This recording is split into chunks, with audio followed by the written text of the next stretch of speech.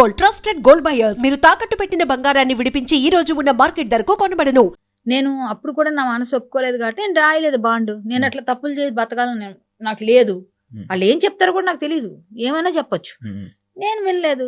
మీకు వచ్చే ఇండస్ట్రీలోని commitment issue ఎవరికైనా అడుగుతారండి. మనకి ఇష్టం ఉండాలి, మనం వెళ్ళాలి. మనకు వద్దు అనుకుంటే ఎవరు అడుగుతాడు? మనకు నచ్చితేనే కదా ఎవరైనా మనల్ని. ఇప్పుడు మీ అనుమతి లేకుండా ఎవరు ఏం చేయలేరు.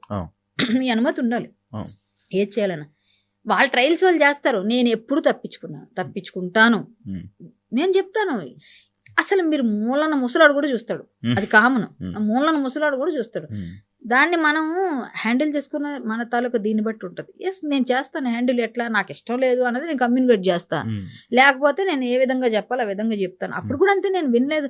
ఆయన చెప్పినప్పుడు నేను ఓకే అని ఉంటే ఏం చేయించేవాడు నాతో నాకు తెలియదు. మరి నేను కమిట్మెంట్ ఇవ్వలేదు, నేను రాయలేదు బాండ్. నేను బయటకు వచ్చేసాను.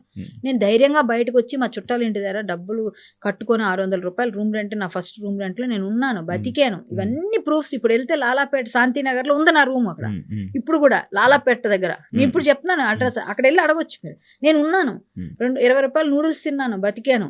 నేను ఏ రోజు నాకు తిండి కూడా లేకుండా పడుకున్న రోజులు నాకు తెలుసు. ఎందుకంటే నాకు డబ్బులు తక్కువ. 300 రూపాయలకి జంగిల్స్ పాడాను, 300 రూపాయలకి డబ్బింగ్లు చెప్పాను, 600 రూపాయలకి ఆర్కెస్ట్రాలు, 1000 రూపాయలకి పాటలు పాడాను. నేను కష్టపడ్డాను ఆ రోజుల్లో. నేను కష్టపడే వచ్చాను. తక్కువైనా ఎక్కువైనా 2000లో అది నాకు ఎక్కువే. బట్ నేను కష్టపడి బతికాను. నేను ఎవరి దగ్గర ఎవరి ఎవరి దీన్ని తీసుకొని నేను బతకలు ప్రాపకం తీసుకొని బతకలే. సో అలాంటప్పుడు నేను ధైర్యంగా అప్పుడు ఉన్నాను, ఇప్పుడు ఉన్నాను, అలాగే ఉన్నాను. కాబట్టి ఇండస్ట్రీలో ఎవరైనా నేను ముందుకెళ్ళి గట్టి మాట్లాడతాను. ఎందుకంటే నేను ఎప్పుడు ఎవరు మోచేతి నీళ్ళు తాగలేదు. అంతే, అందుకని అంత గట్టిగా మాట్లాడతా. నన్ను ఎవరు అలాంటి కష్టాలు పడే వచ్చా, కష్టపడే బతికా. ఎప్పుడు ఎవరికి కమిట్మెంట్లు ఇవన్నీ నేను ఇచ్చి బతకాల్సిన అవసరం నాకు రాలేదు. నన్ను ఎవరు అడగలేదు. ఎందుకో చెప్పనా, కరాటే ఫస్ట్ పేరు ముందు అదొకటి నూరుకొచ్చు గట్టిది. అబ్బకి ఎవరు మాట్లాడలేదు. ఒకళ్ళు మాట్లాడినా కూడా నేను తప్పించుకొని వెళ్ళా. మనకి ఇష్టం లేకుండా ఎవరు మనం చేయలేదు. ఇదైతే క్లియర్. మనం ఎదగాలి అనుకుంటే మనం వెళ్ళి మీద పడితే ఎవడన్నా మనల్ని ఎవడు యూజ్ చేసుకోకుండా వదులుతాడు. బట్ అలా ఉండాల్సిందే. అది ఎక్కడికక్కడ మనకి అవసరం లేని విషయాలు మనం దూరపోతే మనకి ఏ ప్రాబ్లం రాదు. ఆడెవడో సొంగగారుస్తున్నాడు కదా అని మనం కూడా వెళ్ళి మనకు అవకాశం ఉంది కదా అనుకుంటే ఈ రోజు ఇస్తాడు, తర్వాత ఇంకొకటి పిలుస్తాడు. తర్వాత అవసరం ఉంది, నీకు టాలెంట్ ఉంటే నేను ఎక్కడున్నా ఎత్తుకొని వస్తాను. నేను టాలెంట్తోనే బయటకు వచ్చా. నేను గట్టిగా డైలాగ్ చెప్పగలనే. అంతెందుకు మోహన్ బాబు గారితో కలిసి శివశంకర్ సౌందర్య గారు లాస్ట్ సినిమా అక్కడ నేను అది ఎక్కడది కుషాల్ నగర్ అనుకుంటా, కూర్గ్ దగ్గర. అక్కడికి వెళ్ళాం షూటింగ్కి. బ్రహ్మానందం గారు, వేణుమాధవ్ గారు, నేను, అలీ గారు, మేము అందరం అక్కడికి వెళ్ళాం. అక్కడ ఆయన మౌలా ఏమంటారు కాదు ఏమంటారు లామా లాగా మొత్తం గుండు కొట్టించుకొని, అక్కడ పెద్ద ఉంటారు లామాస్ ఉంటారు. సో గుండు కొట్టించుకొని ఆయన చేశారు అది. అప్పుడు ఒక డైలాగ్ నేను చెప్తే ఆయన ఇప్పటికి కూడా అంటారు మంచి ఆర్టిస్ట్ కళ్యాణం అని. ఆయన డైలాగు నా డైలాగు ఇలా ఆయన ఎదురు ఉంటుంది యూట్యూబ్లో కూడా. ఆ డైలాగు చెప్తుంటే నేను మర్చిపోకుండా ఫటాఫట్ ఆయన డైలాగ్ నాకు ఇచ్చిన డైలాగ్ నేను చెప్పేశా. ఆయన కొంచెం అటు ఇటు సారీ కళ్యాణి నాదే తప్పు అని ఆయన ఒప్పుకుంటారు. నువ్వు కరెక్ట్ చెప్పావు డైలాగ్, నేను బాగా చెప్తున్నానని చెప్పేసి నేను చెప్తాను మళ్ళీ ఇప్పుడు మళ్ళీ బాగా వస్తుంది, ఇంకోటి తీసుకొని చెప్పేసి మంచి ఆర్టిస్ట్ అని నన్ను మెచ్చుకున్నారు. డైలాగ్ కింగ్తో అనిపించుకున్నాను అని ఇప్పటికీ అంటారు ఆయన. నా హరికథ చెప్పిస్తారు అంటే నేను మర్చిపోను. బాగా మెమరీ ఎక్కువ ఉంటుంది నాకు, బాగా మెమరీ ఉంటుంది. పక్కోళ్ళ డైలాగ్ నా డైలాగ్ రెండు ఎక్కిపోతాయి నాకు. సో నేను సీరియల్స్లో కూడా నాకు ప్రాంప్టింగ్లు ఉండవు, నాకు చెప్పేస్తారు సీను.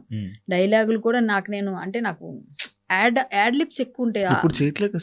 ఏది చెప్పలేదు సీరియల్స్లో. ఎట్లా అయిపోయింటే సీరియల్లోకి వస్తే గెస్ట్ రోల్స్ చేస్తున్నాం. గెస్ట్ రోల్ అంటే ఇప్పుడు నేను ఎక్కువ తీసుకుంటానమ్మా. వాళ్ళకి రోజు ఇవ్వాలంటే వాళ్ళకి ఇచ్చే బడ్జెట్, ఇంత బడ్జెట్లో సగం బడ్జెట్ మాకు ఇవ్వాలంటే కష్టం కదా. ఇప్పుడు 1,00,000 రూపాయలు ఇస్తారు, 1,00,000లో నేను 30-35 వేలు నాకే ఇవ్వాలంటే ఎక్కడ? ముగ్గురు ఆర్టిస్టులు వస్తారు, అదే వాళ్ళకి ప్రాబ్లం. సో నేను 30,000 తీసుకున్నాను అనుకో, నాకెట్లా ఇస్తారు? గెస్ట్ రోల్ అనుకో ఒక 5 రోజులు పిలుస్తారు, 5-3 ఎంతో ఇచ్చేసి ఇది ఒక 4 రోజులు 2 నెలలు వేసుకుంటారు టీఆర్పీ పెరిగే వరకు. తర్వాత వాళ్ళు పక్కన పడేస్తారు. ఎందుకు? ఎప్పుడైనా అవసరం అయితే మళ్ళీ టీఆర్పీ మళ్ళీ మనల్ని దించుతారు లైన్లోకి. ఇదే కదా జరిగేది.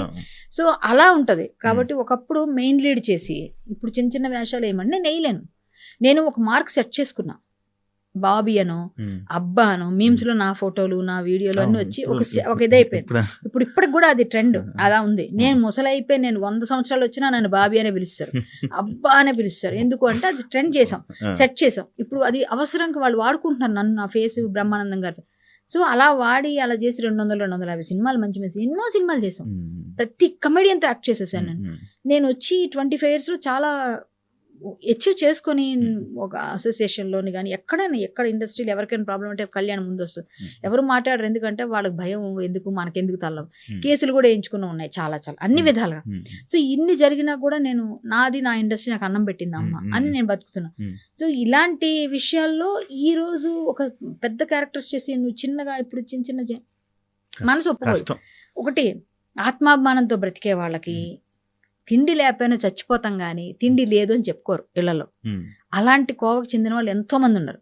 సో మేము కూడా అదే కోవలోకి వెళ్తాం. మాకు సినిమాలు లేవు, సీరియల్ లేకపోయినా హరికథ చెప్పి బతుకుతా, హరినామస్మరణ చేశాను. నేను ఏ రోజు చెప్పాను ఫైట్ చేసేటప్పుడు నన్ను అందరూ ఇండస్ట్రీ వాళ్ళందరూ నువ్వు ఇండస్ట్రీ వాళ్ళ మీద అంటున్నావు అంటే ఎస్ తప్పు ఉంటే ఎవరైనా అడుగుతాను, ఆ ఇంట్లో వాళ్ళు కూడా అడుగుతా అని చెప్పాను.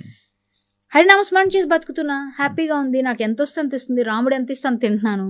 ఇప్పుడు నాకు కొన్ని ఆశయాలు ఉన్నాయి, గుడి కట్టాలి, హరికథ పాఠశాల పెట్టాలని. ఇప్పుడు నేను ప్రతి ఊరు వెళ్ళి 108 హరికథలు నేను రామనామస్మరణ చేయాలనుకుంటున్నాను, రామ జననం చెప్పాలనుకుంటున్నాను.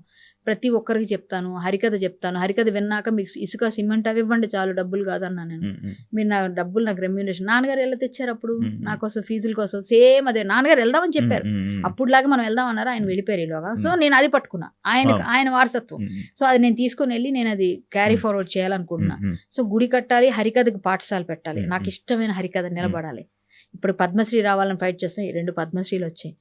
108 రోజులు 108 గంటలు 136 గంటలు హరికథ ఉత్సవాలు చేశాను, ఎన్నో చేశాను. నా డబ్బులన్నీ నా ఆశయం కోసం చాలా ఖర్చులు పెట్టాను. అదే డబ్బులు నుండి ఇప్పటికి గుడి కట్టేసేదాన్ని. సో ఎన్నో చేశానమ్మా, చేస్తూనే ఉంటాను. మీరు చెప్పగలరా సేమ్ మోడ్యులేషన్ లో బాబీ అండ్ డైలీ చెప్పగలరా? రాదు కదా అంటే వస్తుంది, ఎందుకు రాదు, వస్తుంది. కానీ ఒకటి మనమేగా చెప్పింది, ఎందుకు రాదు. కానీ కాకపోతే ఇప్పుడు నన్ను బాబీగా ఎవరు ఇష్టపడట్లే, బాబీగా ఎవరు గుర్తించట్లే. బయటికి వెళ్తే ఇప్పుడు నాకు నా ఇమేజ్ మారిపోయింది. ఎలా మారిపోయింది అంటే ఒక హిందుత్వవాదిగా నేను టర్న్ అయిపోయాను. హిందుత్వవాదిగా, హిందుత్వ కోసం ఫైట్ చేసే అమ్మాయిగా, పాస్టర్స్తో ఫైట్ చేసే ఆవిడగా, ఒక అమ్మాయిల్ని కాపాడే ఒక అక్కగా, అమ్మగా, ప్లస్ గుళ్ళు కోసం పోరాటం చేసే ఒక నాయకురాలిగా, అన్ని విధాలుగా నా ఇమేజ్ మారిపోయింది. ఇప్పుడు బాబీ అంటే కూడా, కానీ నా బాబీ ఇమేజ్ నేను వాడుకుంటాను, నేను కూడా ఏదైనా చేయాలనుకుంటే చేస్తాను. ఇప్పటికీ ఎవరికి అది ఉండిపోతుంది. బట్ బాబీ అన్నప్పుడు ఆనందపడే వాళ్ళకు నేను ఇప్పుడు చిన్న ఎగ్జాంపుల్ చెప్తాను. నేను కొవ్వూరులో 12 సంవత్సరాల కింద జరిగింది, ఇంకా మనకు సంవత్సరం ఉన్నాయి పుష్కరాలు కదా, ఏది కొవ్వూరులో రాజమండ్రి పుష్కరాలు, గోదావరి. ఆ టైంలో నేను హరికథ చెప్పడానికి వెళ్ళాను, నాన్నగారు ఉన్నారు, నాన్నగారు నేను కలిసి వెళ్ళాం. 2016